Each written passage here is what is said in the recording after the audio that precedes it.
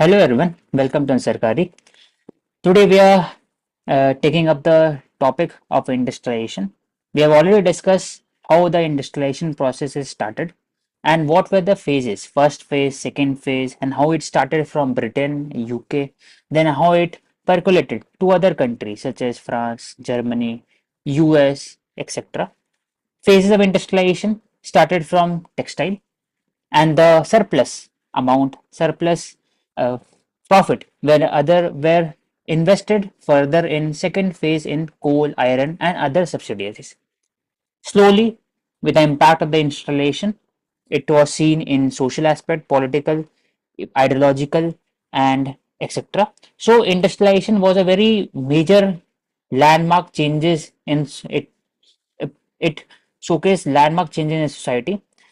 So, in this, we will discuss how the process of industrialization was different in other countries, for example, France, Germany, Russia, Japan, even US, and including India also. So, basic thing, if there is a rise of scientific development, for example, James Watt steam engine, spinning jenny, IC engine, telegraph, etc., everything, then there will be impetus on the tools, machinery, and industrialization in the specific country. The profit will be then invested in other countries. For example, recently China rose in 1970s with the help of American capitalists and American capital. Similarly, Germany and France, it became a very important location for industrialization with the help of the capital from England.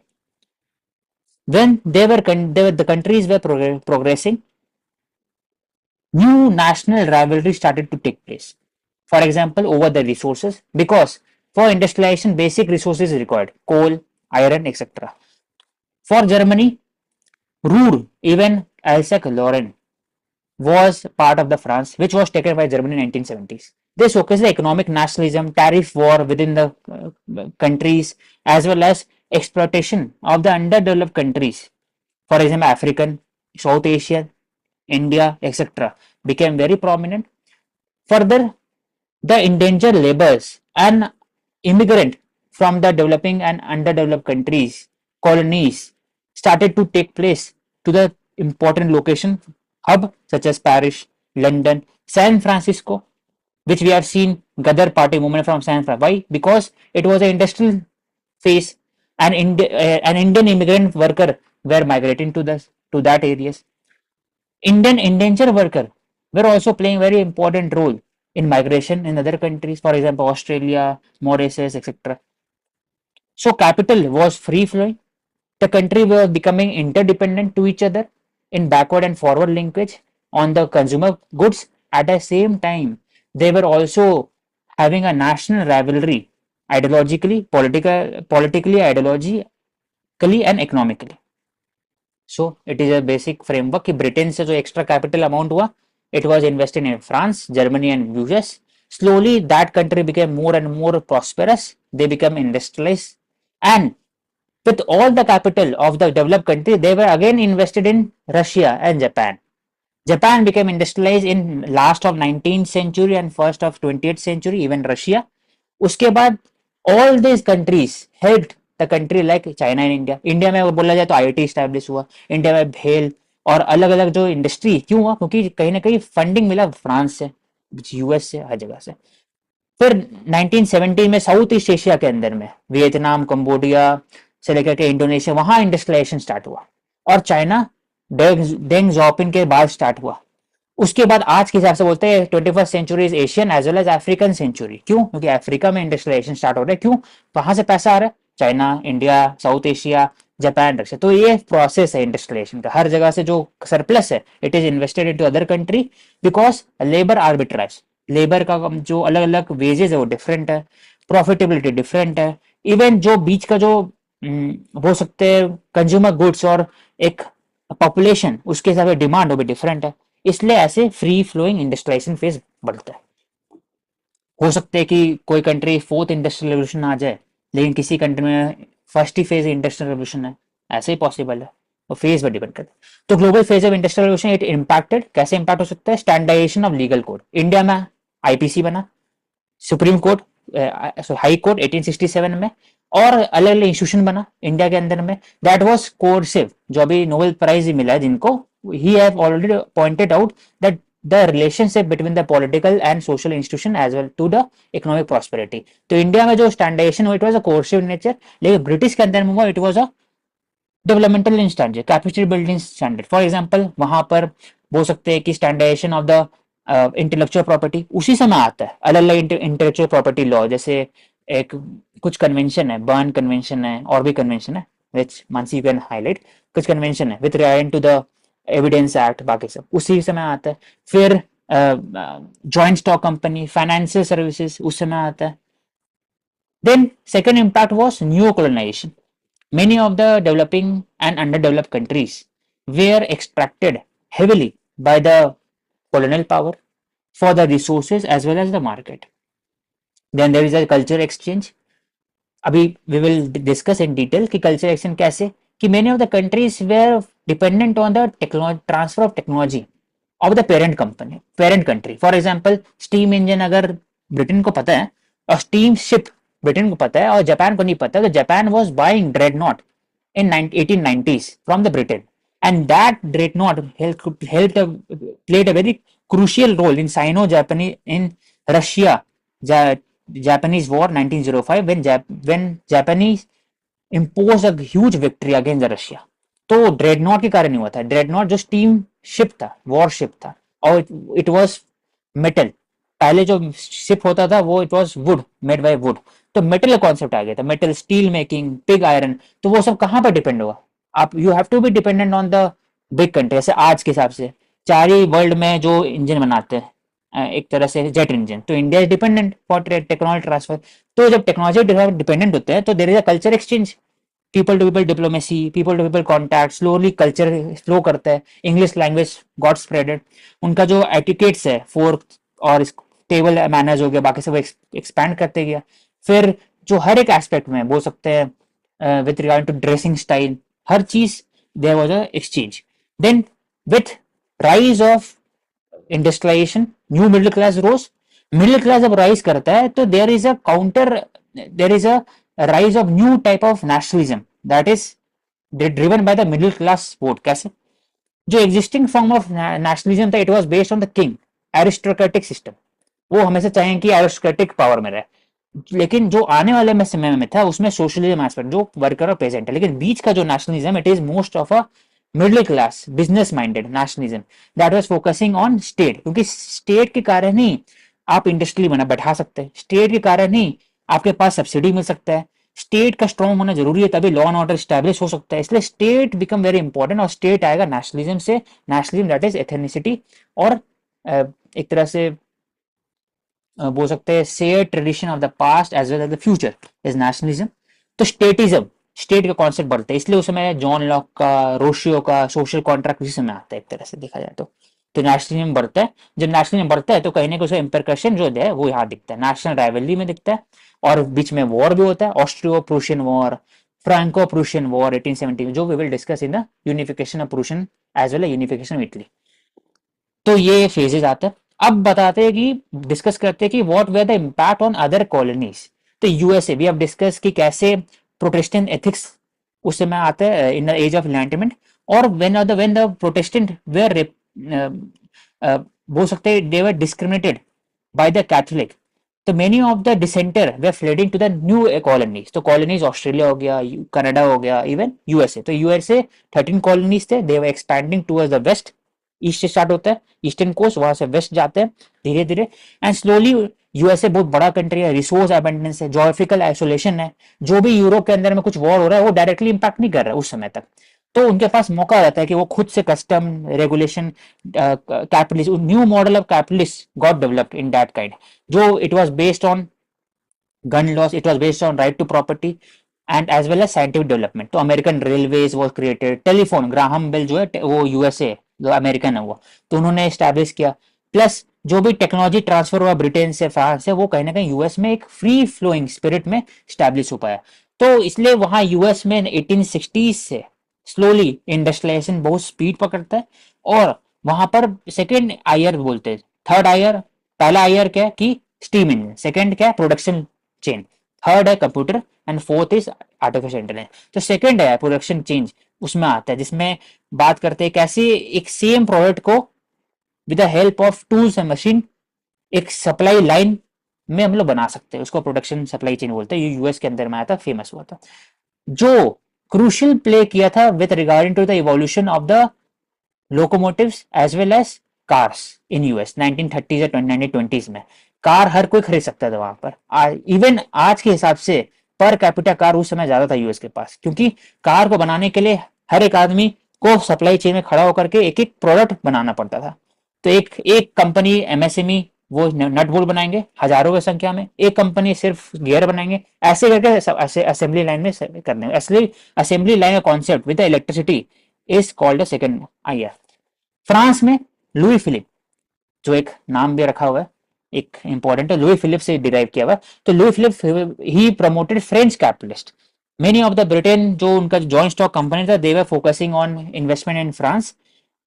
लेकिन problem France में क्या था, they were focusing on luxury good, इसलिए France आज भी माना जाता है परफ्यूम, लग्जरी गुड्स, प्रोडक्ट, सब चीज पर। उससे क्या प्रॉब्लम हुआ कि फ्रांस के पास तीन चार एस्पेक्ट में कमी आए। पहला कंज्यूमर गुड्स में, जो इंपोर्ट डिपेंडेंट था। दूसरा कि उसके पास कोल था, बाकी सब था, लेकिन they were not developing certain kind of a technological solution for that, they were dependent on big countries.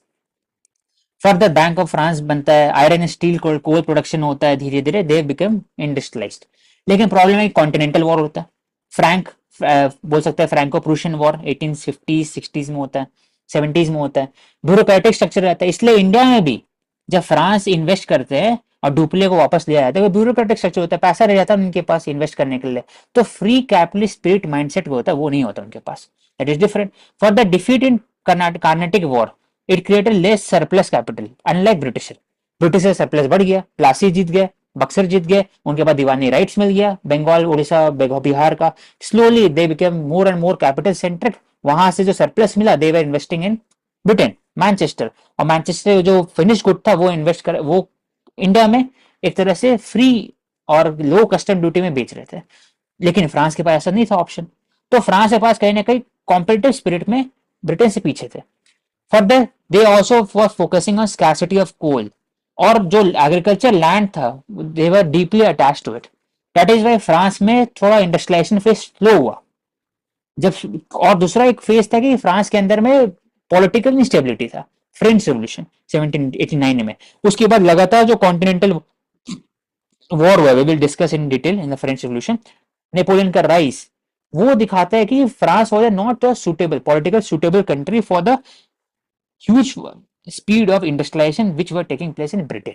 तो ब्रिटेन कंपैरिजन में फ्रांस पीछे था, लेकिन France was ahead to other country, for example Germany, US, बाकी सब। तो ये comparison France and Britain का हो गया। देन जर्मनी आते हैं। जब फ्रांस ब्रिटेन दोनों इंडस्ट्रियलाइज करता है, तो जर्मनी उस समय क्या था, जर्मनी इटली, उस समय जर्मनी इंपायर था ही नहीं, उसमें प्रशियन इंपायर था। प्रशियन इंपायर इंटीग्रेट नहीं था, अलग अलग छोटे छोटे कंट्री थे। फॉर एग्जाम्पल इंडिया बिफोर 1947 अलग अलग राजवाड़ा, वैसे ही प्रशियन इंपायर भी थे। तो वो उसके अंदर में लेकिन एक इंपॉर्टेंट इंस्टीट्यूशन था, इसको जोल्वेरिन बोलते हैं। It was a German custom union. It was focusing on कि जो छोटे छोटे जर्मन पॉपुलेशन है और उससे रिलेटेड जो स्टेट है, they can also trade within themself by reducing the custom within each other. उससे क्या होगा, इंटीग्रिटी बढ़ेगा, दोनों के बीच में कोहेशन बढ़ेगा, और स्लोली लॉन्ग टर्म में प्रूशियन एम्पायर स्टैब्लिश हो सकता है। तो excess capital of France, Britain and USA were invested in Germany. और जर्मनी के पास सबसे बड़ा इंपॉर्टेंट चीज था कि उसके पास राइन लैंड था, जो इंडस्ट्रियल सेंटर है, सार और रूर वैली में कोल और आयरन का कॉन्सेंट्रेशन था, जो फ्रांस के पास कमी था। तो ये दिखाता है कि जर्मनी जब 1870 में जब जीतता है, जब बोलते हैं कि France, Germany became the master of Europe, France became the mistress, तो दिखाते हैं कि जर्मनी कैसे अपना ब्लड एंड आयरन पॉलिसी का यूज किया था। ब्लड मतलब आर्म्स, आर्मामेंट के लिए इंडस्ट्रियलाइजेशन चाहिए, और आयरन उसके बाद रिसोर्सेज था। तो यूनिफिकेशन ऑफ जर्मनी 1871 में होता है, क्योंकि already impetus was created by the Zollverein. Custom already start हो रहा था, लोग लोग के पास अलग अलग कस्टम यूनियन था, लेकिन वो एक कस्टम यूनियन के अंदर में आ चुके थे अलग अलग स्टेट। हर एक स्टेट के अंदर में अलग अलग आईपीसी, समझो आज के हिसाब से आईपीसी सीआरपीसी अलग अलग था, लोकल कस्टम के हिसाब से था। लेकिन वो चेंज होते होते नेशनलिज्म स्टार्ट होते गया, लोगों के बीच में अफिनिटी बढ़ गया। उनको लगा कि there is a spread of nationalism from France as well as Austria और अदर कंट्रीज। तो जर्मनी जो थे वो slowly became more and more integrative. और बिस्मार्क जो प्राइम मिनिस्टर थे, he led the foundation for the Prussian empire, unification of the Prussian empire, which will discuss in the detail. तो unification होता है तो वो स्टार्ट करते हैं कि अब प्रूशियन जो जर्मनी है, मॉडर्न जर्मनी जो प्रूशियन एम्पायर है, it needs to protect its boundary from external forces. कैसे होगा? जब आप अंदर में आप कोहेशन प्रोवाइड करें, कैसे करेंगे? सोशल वेलफेयरिज्म करेंगे, हेल्थ इंश्योरेंस प्रोवाइड करेंगे। He was inspired from British. जब लोग 1833 एक्ट पढ़े, रिफॉर्मेशन एक्ट, अलग अलग 1853 में रिफॉर्मेशन एक्ट हो गया, फैक्ट्री एक्ट हो गया, उससे इंस्पायर होकर के इन्होंने फिर पेंशन स्कीम लाया, हेल्थ इंश्योरेंस लाया, उससे सोसाइटी में कहते कोहेशन आएगा। At the same time Germany को लगा कि अब हम लोग भी ग्लोबल पावर का स्टेटस मिलते गया है, अब हमें भी चाहिए कि कॉलोनीज में इन्वेस्ट करें। दैट इज वाई वो कॉलोनीज में इन्वेस्ट करने के लिए 1878 में बेल्जियम में कॉन्फ्रेंस होता है, जिसमें अफ्रीकन का पार्टीशन का बात होता है 1878 में, after German unification. Plus financial aspect में he created credit bank 1876 that was focusing on credit loans to the farmers industries. Central bank of Germany establish किया ताकि फाइनेंस से सपोर्ट मिल सके। बिस्मार्क का एग्रेसिव पॉलिसी था with regard to blood and iron, we have discuss. आइजैक Lorraine of France से लिया गया हरा करके। प्लस वो इन्वेस्ट करना स्टार्ट कर दिया हेवी इंडस्ट्रीज में, फॉर एग्जांपल बेयर, जो हम लोग भी आया था बॉश प्रोसेस, अमोनिया कैसे बनाते हैं नाइट्रेट के लिए, तो बेयर जर्मन कंपनी है, वो स्टैब्लिश हुआ। वर्ल्ड का 90% केमिकल इंडस्ट्री उसके हाथ में था, वर्ल्ड का 90%, BASF एनबीएस। कोल में 30 मिलियन टन से बढ़ के 130 मिलियन टन हो गया 1913 तक आते। तो ये दिखाते हैं Germany became more and more powerful by 1913। और यही जो राइवलरी था, और ये दिखते आ रहा है कि सब पैरेलल हो रहा है विथ रिगार्ड टू ब्रिटेन, वो भी पैरेलली इंडस्ट्रियलाइज हो रहा है। एक्सेस फंडिंग जो कैपिटलिज्म हो रहा है, कैपिटल मिल रहा है, वो इन्वेस्ट करे बाकी जगह। सिमिलरली यूएस भी पैरेलली इंडस्ट्रियलाइज हो रहा है, जर्मनी भी हो रहा है, बस टाइमलाइन थोड़ा डिफरेंट है। जब सब होते आ रहा है तो there is a strong affinity for expansion, there is a strong affinity for national rivalry. That is why वो इंटरवीन करना स्टार्ट करता है बाल्कन एरियाज में, वो इंटरवीन करना स्टार्ट करता है अफ्रीकन कॉलोनीज में। That is why there is a new rivalry. और राइवलरी का जो रिपरकशन था वो कहीं ना कहीं दिखा है 1813 का बाल्कन क्राइसिस और Agadir crisis, Moroccan crisis, we will discuss in world war one. और वर्ल्ड वॉर वन का जो प्रिकर्सन है, जो कंडीशन था, वो कहीं ना कहीं इंडस्ट्रियलाइजेशन में भी दिखता है। देन अब आते हैं Russia Japan. We have discuss Britain, France, US and Germany. अब रशिया जापान, तो रशिया का जो सोसाइटी था it was very different from the European countries. कैसे?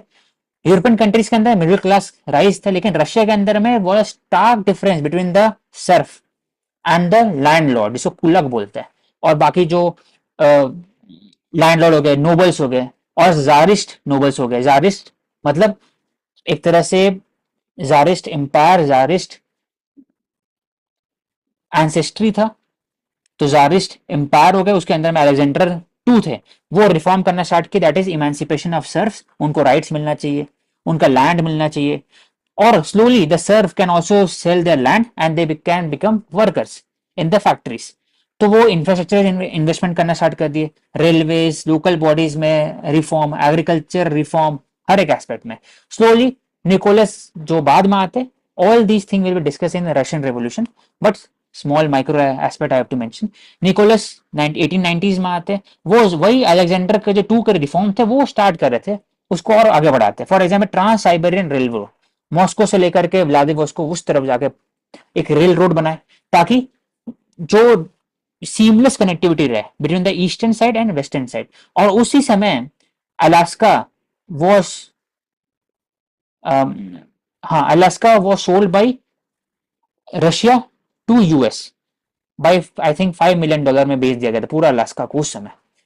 और उनको लगा कि यूएस वहां से अटैक कर सकते हैं और वहां से भी इंटरवेंशन हो सकता है। That is why they are focusing on creating of a seamless connectivity between far east and far waste.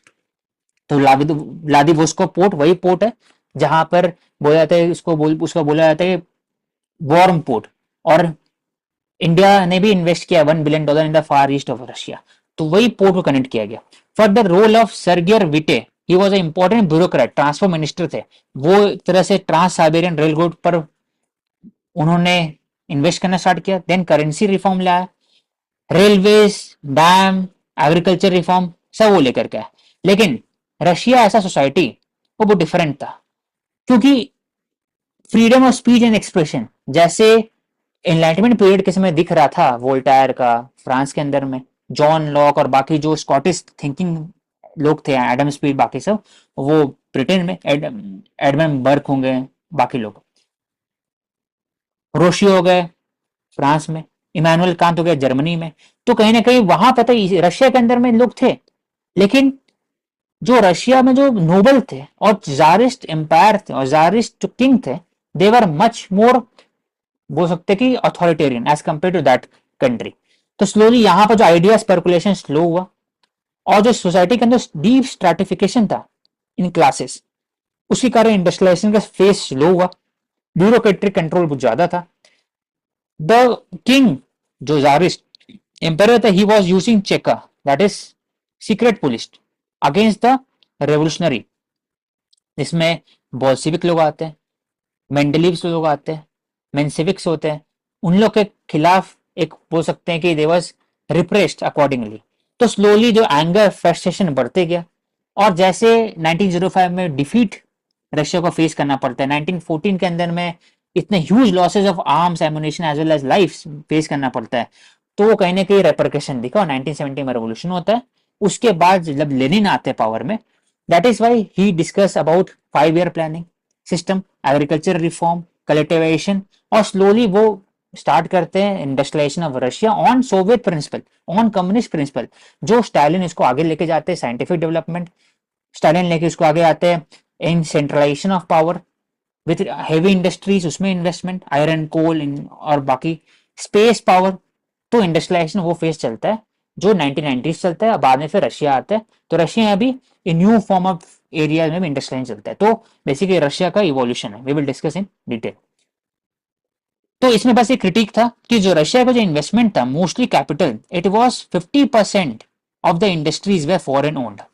France और ब्रिटेन का जो एक्सेस कैपिटल थे वो इन्वेस्ट हो रहे थे रशिया के अंदर में, और रशिया धीरे धीरे they became more industrialise, second largest petroleum source बन चुका था, और fourth largest steel manufacturing before world war one, number one.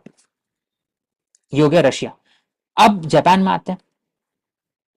Japan पहले शोगन के अंदर में थे। Shogun was a group of individual, was a aristocrat बोल सकते हैं, that were holding they were holding they were that were using the official decorum of the king to increase their own power in the Japanese society। लेकिन जो society था Japan का वो isolation था from other countries, trade हो रहा था लेकिन it was on a very centralist principle. लेकिन 1867 में क्या होता है, there was a slow opening of Japan with other European countries, for example Britain, France, other, for the treaties. For example port, जो पोर्ट है जापान के अंदर, उनका राइट्स किसके पास जाएगा, टैरिफ कैसा होगा, ट्रेडिंग राइट्स कितना मिलेगा, वो स्टार्ट हो रहा था। उसके बाद ही फिर यूएस का इंटरवेंशन आता है, इसको बोलते हैं गन बोट डिप्लोमेसी, जिसमें जो कॉमोडोर पेरी होते हैं वो बोट वो आर्म शिप के साथ जाते हैं, और एक तरह से ट्रेड को कोर्स करते हैं, जापान को कोर्स करते हैं कि आप मुझे ट्रेडिंग राइट्स दीजिए, अगर नहीं दोगे तब there will be a repercussion. That is why जो जो ह्यूमिलेशन फेस करना पड़ा शोगन को, जो एरिस्टोक्रेट को, उसके बाद मीजी रेस्टोरेशन होता है। मीजी was a king, he was restored the power, और स्लोली उसके बाद इंडस्ट्रियलाइजेशन फेज स्टार्ट होता है। तो इंडस्ट्रियल फेज के अंदर में there is abolition of feudalism and privilege that was associated with the aristocratic class. New age thinker, modernist, as well as the new industrial class, it rose with the help of foreign capital, as well as there was a rise of uh, interaction between the western countries and Japan, जिसमें जो मीजी थे उनके under में जो administration थे वो बोलते थे कि एक एग्जाम होना चाहिए, एग्जाम के जो बच्चे लोग पढ़े उनके एक स्टूडेंट एक्सचेंज प्रोग्राम होना चाहिए, आज होता है वैसे वहां पर भी था कि वहां बच्चे लोग पढ़ के जाए यूएस में, वहां से सीखे और जापान के अंदर टेक्नोलॉजी यूज करे। तो legal code was inspired from Prussian model, Western based education on ITI, जो वोकेशनल ट्रेनिंग होता है वो इस्टेब्लिश किया गया। Bank of Japan modern base, it was inspired from bank of Germany as well as बोल सकते हैं joint stock company of Amsterdam. Model factory जैसे steam, postal, steam engine, electric बोलते हैं, ट्राम हो गया, ट्राम भी आ चुका था उसमें, जो कोलकाता में ट्राम उसमें भी आ चुका था। प्लस फिर कोल पावर्ड हो गया, ड्रेड नॉट हो गया, शिप हो गया, स्टीम शिप हो गया, सब चीज स्टैब्लिश किया गया, बड़े बड़े हेवी इंडस्ट्रीज। तो जो जापानीज जब सोसाइटी जब एक्सपैंड हो रहा है, प्रॉस्पेरिटी बढ़ रहा है, देर is a free flow of capital with in the society, तो कहीं ना कहीं स्टेट कंट्रोल, जैसे हमने हाईलाइट किया कि कभी भी इंडस्ट्रियलाइजेशन के लिए स्टेट होना बहुत जरूरी है, क्योंकि स्टेट डिसाइड करेगा कि there has to be certain kind of a law and order, enforcement of the treaties, principle, laws, code, rules, regulation etcetera, तभी हो सकता है। सर्विस के लिए स्टेट ज्यादा इंपॉर्टेंट नहीं है एज कम्पेयर टू इंडस्ट्रियलाइजेशन, क्योंकि वर्कर्स का राइट उसमें रूल आता है, उसमें लैंड एक्विजिशन का रूल आता है, तो बिना स्टेट का नहीं हो सकता। तो स्टेट जैसे आता है तो स्टेट किस पर रहेगा, तो कहीं ना कहीं जो बेसिक जो रिक्वायरमेंट है ह्यूमन का, वो कनेक्टिविटी है लैंड से, इसलिए नेशनलिज्म बढ़ता है। तो नेशनलिज्म बढ़ा वहां पर जापानीज के अंदर में, तो it became more militarise, king centric. और जो मिलिटराइजेशन बढ़ता है तो कहीं ना कहीं patriarchal notion of power and society वो हो गया। Slowly the expansion of the Japanese mindset with regarding to the other country, for example Korea, इसलिए उन्होंने कोरिया पर अटैक किया 1896 पर और उसको ही ले लिया। 1900 में आते आते उनका जो कंट्रोल था इन मंचूरिया बाकी से वो बढ़ गया था, लेकिन 1930s में उन्होंने पूरा जो ईस्टर्न चाइना है उसको अपने अंदर में लिया। और जब वर्ल्ड वॉर 2 के समय में पूरा स्फीयर ऑफ इन्फ्लुएंस था in Pacific region became under the Japan. तो ये दिखाते हैं कि कॉलोनियल एस्पिरेशन सिर्फ और सिर्फ वेस्टर्न कंट्री का नहीं था, it was also by the Asian new power such as Japan. तो ये दिखाता है कि जो इंडस्ट्रियलाइजेशन का प्रोसेस है, how it impact the society, it creates a very fundamental changes in society, political structure, economically etcetera. इसको कोरिलेट करना है इंडिया से भी, कि जब इंडस्ट्रियलाइजेशन होता है तो सबको लगता है कि नौकरी नहीं मिल रहा है, और जो फेज स्पीड नौकरी नहीं मिलता है तो लोग माइग्रेट करते हैं। तो जापान में भी many of the people, many of the students that were getting degrees, they were also migrating to US and Britain etc. तो जापान जो यूएस में इतना माइग्रेशन बढ़ गया था, एक फैक्ट बता रहा हूँ, इतना बढ़ गया था माइग्रेशन कि कहीं ना कहीं बोला जाता है कि चाइना टाउन, जापानीज टाउन बढ़ते जा रहा था। तो जब वर्ल्ड वॉर 2 होता है तो जापानीज इंटरमेंट कैंप स्टैब्लिश किया जाता है। हमेशा हम लोग बात करते हैं concentration camp in Germany with regard to Jews, लेकिन जब वर्ल्ड वॉर 2 होता है तो innocent Japanese people were also put in camps by the US military, और उनको कैंप के अंदर में रहना पड़ा था बहुत साल तक, क्योंकि उनको देखा जाता है कि they were the spies of the Japan, military Japan. तो उनको कैंप में रखा गया और बार्ड कैंप के अंदर में रखा गया, उससे काम करवाया जाता था, लेबर का काम कराया जाता था, उनको डीप एक्सप्लोटेशन किया जाता था जापानीज पीपल को। तो ऑनलाइन एक बार सर्च कर लेना, it was a very interesting case study कि how the industrialisation effects the overall psychic of the country और द आइडियोलॉजी, पीपल्स रिलेशन, और as well as how it impacts the colonies as well. हर कोई चाहते हैं colony उसके under में रहे, तो वो बढ़ते हैं तब दिखते हैं कि how industrialisation put a very stress on the colonies, African and India and other south Asian countries. तो साउथ एशियन कंट्रीज के अंदर में बोल सकते हैं कि इंडोनेशिया जो है, Indonesia, Malaysia, it was under Dutch control, Philippines was under US, Latin America, Mexico का यूएस थोड़ा था, लैटिन अमेरिका बाकी यूएस के अंदर में थे।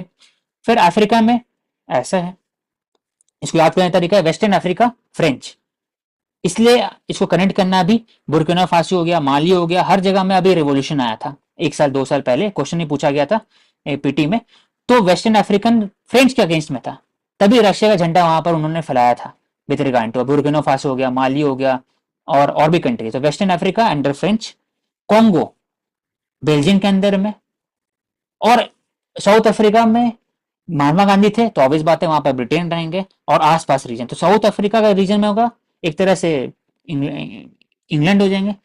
और इजिप्ट, जब हम लोग बात करते हैं अब्दुल नशीर और उनका जो इशू था विद रिगार्ड स्विच क्राइसिस, तो कहीं ना कहीं इजिप्ट भी उसके अंडर में आया, तो इजिप्ट और ये इलाका इंग्लैंड के अंदर में आएंगे।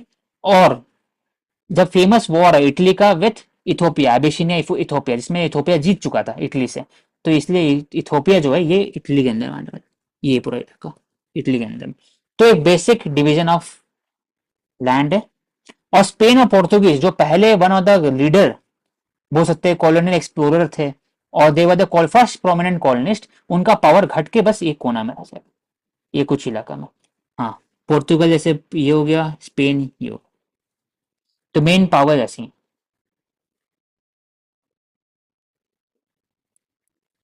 तो तो क्यों ऐसा है? क्योंकि African countries was seen as a depository of huge resources of wealth as well as people. The people were the colonies where the colonial power were participating in slavery with regard to people. तो एक famous photo है जिसमें जो Congo से बच्चे को उठा करके बेल्जियम के अंदर में जू के अंदर में रखा गया, और एक फोटो है कि इसको ऐसे ट्रीट करे जैसे पैरट है, पैरट को रखते हैं केज के अंदर वैसे ही उसको खिला रहा है, उसको फील हो रहा है कि वो तो अलग इंसान ही, इंसान ट्रीट नहीं कर रहा है, उसको एक कम्युनिटी ट्रीट कर रहा है। तो स्लेव, यहाँ पर स्लेव कोस्ट है, gold coast, slave coast, ivory coast, तो नाम पे है क्योंकि यहाँ पर फेमस एक तरह से वो प्रोडक्ट था, दैट इज वाई। तो ये पूरा जो रीजन है दिखाता है how it was exploited and how the people way also exploited. जो लोकल ट्रेडिशन नाम जो था उनका चेंज हो गया, थॉमस और एडमंड वैसा बन गया, उनका जो स्ट्रक्चर था सोसाइटी का वो चेंजेस आ गया वहां पर। रिलीजन सुप्रीमेसी आया, नॉर्थ वन में बेसिकली इस्लाम का कंट्रोल बढ़ गया था, साउथ में मोस्टली क्रिश्चियन कंट्रीज है, एक लाइन डिवाइड है यहाँ से नॉर्थ एंड साउथ, और there is a clash between the two communities, Nigeria में दिखता है, Ethiopia, south Sudan, north Sudan etcetera. तो ये दिखाते हैं कि जो even the colonies were changing the overall mindset of the people. जो फ्रांस फजों है, he is a very prominent post colonial author और थिंकर है। उन्होंने बताया कि जो कॉलोनीज थे वो कहीं ना कहीं सिर्फ इकोनॉमिकली इम्पैक्ट नहीं किया, पॉलिटिकली नहीं किया, सोशली नहीं किया, इवन साइकोलॉजिकली भी किया। ये साइकोलॉजिकल ट्रॉमा जो है आज भी देखा जाता है कंट्रीज के अंदर में। और इवन आज भी हम लोग बात करते हैं with regarding to the economic Nobel prize मिला जिसमें he discuss coercive power, coercive institution, developmental institution, how the institution plays a very important role in economic prosperity of the country and region. तो एक famous है paper partition, we will discuss in detail regarding the colonisation of the countries. India की बात करते हैं तो India was seen as a important resource centric country, it was seen as a demand oriented, और कैसे वो market को use कर सकते हैं। फॉर एग्जाम्पल इंडिगो, इंडिया में क्या इन बिहार और सराउंडिंग रीजन वहां इंडिगो रिवोल्ट भी होता है 1859 में। नील दर्पण जो प्ले था वो हाईलाइट किया था एट्रोसिटीज। डेक्कन राइट होता है, क्यों डेक्कन राइट होता है? कहीं ना कहीं वो डिमांड पूरा कर रहा था किसका, 1865 में जो 1860s में जो अमेरिकन सिविल वॉर चल रहा था उस समय उसका डिमांड फुलफिल इंडिया में कर रहे थे। That is why when the demand crashed the riot started 1875। तो दिखाते हैं how the globalisation industrialisation played a shaped the narrative and the situation in the country as well. तो ड्रेन ऑफ वेल्थ में Dadabhai Naoroji have discuss कि it is an British rule of India because the wealth was extracted not because only by the commercial extraction but also by the pension and also salaries given to the administration in the country. It was born not by the profit of the company but from the revenue that was collected from the people of India. RC that have compared the uh, condition between the Indian workers and उनका जो rights था in the Britain workers, plus economic extraction जो बढ़ता है India का वो कहीं ना कहीं डी इंडस्ट्रियल फेज स्टार्ट करता है जिसमें हैंडीक्राफ्ट एक तरह से खत्म हो जाता है धीरे धीरे। जो एजुकेशन सिस्टम था it was custom to support the overall system of the British, जो बाबू मुंशी, बाबू कॉमा मुंशी सिस्टम बोलते हैं इसको, डाउनवर्ड फिल्ट्रेशन थ्योरी आता है इसमें, प्लस जो मैकॉले सिस्टम है वो भी स्टैब्लिश किया गया इसी के लिए। हर चीज जो thinking lens of the Britisher was to exploit India on several aspect, economically, psychologically, politically, socially, सब में एस्पेक्ट में। तो इंडस्ट्रियलाइजेशन वाज, जो लास्ट में ये क्वेश्चन भी था, thus industrialisation caused pockets of prosperity across the world as well as population across the world. So we have discussed how it impacted both positively and negatively. So we have finished. Now we will taking up important questions. Compare the major model of the industrial revolution that emerged across Britain, Russia, US, India, and China. तो Britain ने बोल सकते हैं कि जो revolution था it was different from other country because Britain के पास colonies था, ब्रिटेन के पास फ्री एक जोग्राफिकल फायदा था, प्लस एनलाइटमेंट वहां पर के कारण उनका जो आइडियोलॉजिकल स्पेक्ट्रम था वो कहीं ना कहीं डाइवर्स था। Slowly it help in industrial revolution. उनका जो कैपिटल था वो इन्वेस्ट हुआ बाकी कंट्रीज के अंदर। US was dependent on Britain as well as US के पास एक नेचुरल रिसोर्सेज था, प्लस जो प्रोटेस्टेंट एथिक्स जो लोग आ रहे थे बाहर से उनसे फायदा हुआ। इंडिया और चाइना तो एक्सप्लॉइट हुआ उस समय। चाइना के अंदर में बक्सर रेवोल्यूशन होता है, इवन जो ओपियम वॉर बोलते हैं 1842 के समय में जिसमें हांगकांग को देना पड़ता है चाइना को, वो सब इंडस्ट्रियलाइजेशन का नेगेटिव इम्पैक्ट इंडिया और चाइना के ऊपर। तो India and China emerged in a industrialisation when they got independence. For example China CCP के अंदर में, इंडिया अंडर इंडियन स्टेट जो Indian republic, modern Indian republic उनके अंडर में। फिर रशिया, रशिया का industrial revolution was slow, haphazard, क्योंकि society के अंदर स्ट्राटिफिकेशन था और देवर जो उनका जो कंट्रोल था mostly it was by the britisher and US. और जो वो इंडस्ट्रियलाइज करते हैं जब वो कम्युनिस्ट कंट्रोल के अंदर में आते हैं, मोस्टली स्टालिन के समय में, क्रुश्चेव के समय में और पहले लेनिन के समय में, उस समय मॉडर्नाइज करते हैं रादर देन पहले। Industrial revolution was discuss learning of India for India from different model of industrial revolution. Different model बोल सकते हैं कि पहला मॉडल ये है कि जो कैपिटल सरप्लस है it cannot be from the agriculture. That is why the first planning जो इंडिया में था वो एग्रीकल्चर से यूज किया गया था इन द सेकेंड फेज में।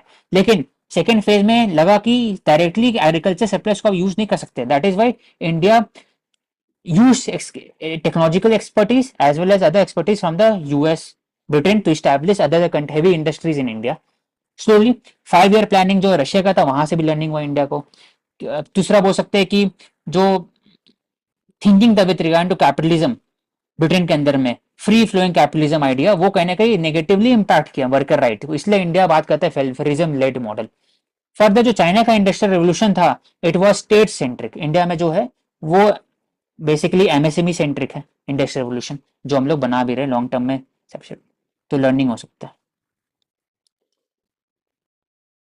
और यूएस से भी सीख सकते हैं how how important IPR plays a very important role, intellectual property rights, private property, entrepreneur skill and capacity building, वो यूएस से सीख सकते हैं। तो हर एक मॉडल इंडस्ट्रियल रेवोल्यूशन का इंडिया पे इम्पैक्ट पड़ता है। I think we have taken up all the question. Mansi, Karuna, Prerna, कुछ पूछना है आपको? No more questions, actually. No questions. So thank you everyone. We will take up next set of important topic for discussion in world history. Do subscribe to Answer.